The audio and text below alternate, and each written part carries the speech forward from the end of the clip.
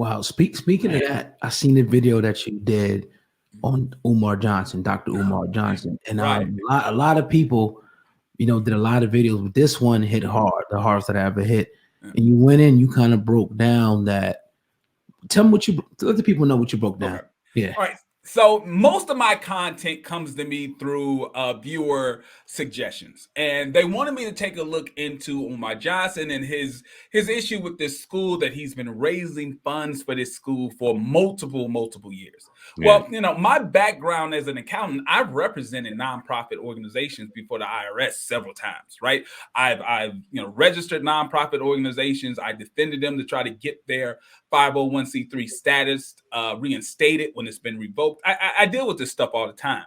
So the very first thing that I'm going to do when I'm researching a nonprofit, because I've got clients who get hit up for money for donations all the time. And before I will allow a client to write a check, I say, just give me a minute. Let me take a look at this organization before you write that check.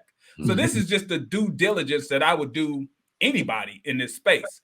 So what I ended up doing, I just went to the IRS website and I pulled all the nonprofit tax returns that Dr. Umar's organization has given to the IRS.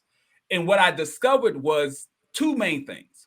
Point number one, he never filed a tax return in the early stages of his organization, all the way to the point that the IRS revoked his 501c3 status, right? Because if you're not giving the IRS any info, you're basically on the bad list, and they say, forget it, we'll take it away from you. So that's what ended up happening to Dr. Umar's organization. He didn't give the IRS any financial information, so they took his 501c3 status. So what did Umar do to correct this situation? Well, let me first tell you what you're supposed to do. Okay. What you're supposed to do is hire someone like me to represent you before the government and get you from the bad list to the good list. And a part of what we have to do is we have to go back in time, take a look at all the years that should have been filed, and properly file those tax returns. If you do that, then the government say, okay, we'll put you back on the good list. Remember, I said that's what you're supposed to do. Right. That's not what Dr. Umar did. What Umar did was just create a new nonprofit organization.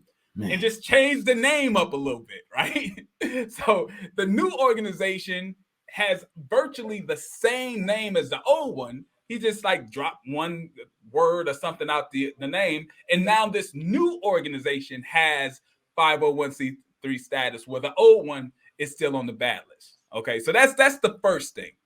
The second thing that I discovered is now that he has this new organization and he realized what happened to the first, he decided, I guess, it's time for me to give the IRS the financial information that they want, so I don't get this second organization yanked like the first one. So when I pulled the tax returns, I discovered something that honestly would be alarming. When I pulled the tax returns, I discovered that he reported that for tax year 2019 and tax year 2020, he received no donations for 2 straight years.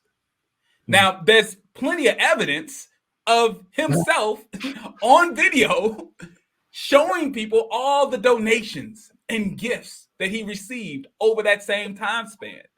But when he reported the numbers to the IRS, he said he received absolutely nothing over 2 years. Now, doesn't this mean also that people who, say, if a business like our business, your business, wanted to donate, they wouldn't be able to get that write-off, right? Is that? Yeah, what would happen is there's a conflict. So in accounting, there is what we refer to as the matching principle, right? So if I am going to give a nonprofit organization a donation, right? Let's say I give them a donation of $5,000. Well, then the IRS would expect to see from that nonprofit organization that they are reporting that they received $5,000, right? It seems kind of simple. So if I'm telling the IRS I gave Dr. Umar's organization a $10,000 donation, but Dr. Umar's organization said we didn't get anything, you might get audited, right? Yeah. Somebody is not telling the truth here, And 9 times out of 10, when it comes to an audit like that, they're going to assume that the individual taxpayer is the one who has their information incorrect. Right? They're going to assume that the nonprofit organization, because they don't pay tax. Why would they not report that they received money? So the IRS agent is just going to assume that, no, the organization is probably correct.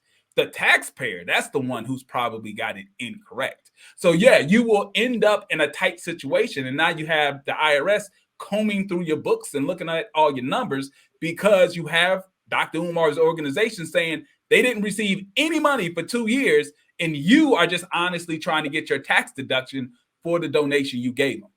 In your professional opinion, why in the world would that make any kind of sense to do? Like, what there is none. Honestly, in my professional opinion, it's because of negligence. He doesn't know what he's doing financially with building and fundraising for this school, and he seems to have control issues, and he's not going to bring someone in on his team that would be able to assist him, because there's really no advantage.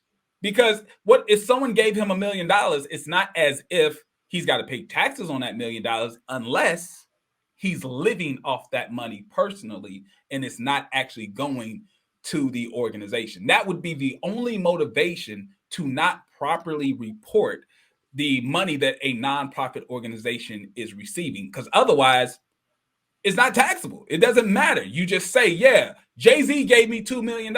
Boom. It's not a big deal. But if you can't track, because within that tax return, you're supposed to track, okay, if Jay-Z gave you $2 million, how did you spend the $2 million?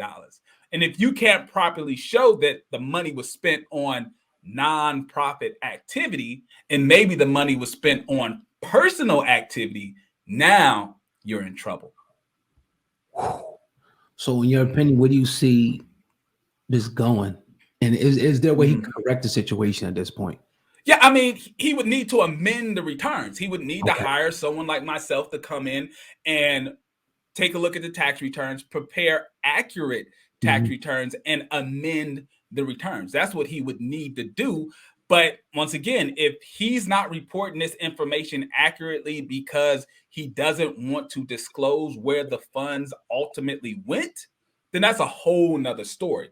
But if this is an honest to God, I don't know what I'm doing.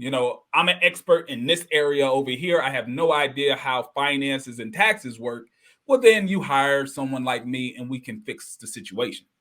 That kind of answers my next question on trying to figure out how to word this the right way to make not sound crazy. But he comes to you and he tells you, look, bro, I spent all that shit on personal stuff. Hook this up. Then it's like that circumstance. It's like, man, you on your own kind of situation. No. I mean, I would, someone like me, we would still have an obligation to represent our client and to try to mitigate his tax liability as much as possible. So, very similar to attorneys, we have a certain degree of accountant-client privilege. I would, explain to him what his options are. None of them are great options. Like none of them in that scenario that you gave, would he just be walking away scot-free and not have to pay anything back. Okay. But I would be working and negotiating with the IRS to get him the best deal possible. But ultimately what would happen is he'd have to pay the taxes on that money as if it was his personal money, because that's basically the way he used it in that scenario. Banged over the head with that. Yeah, that'd be ugly.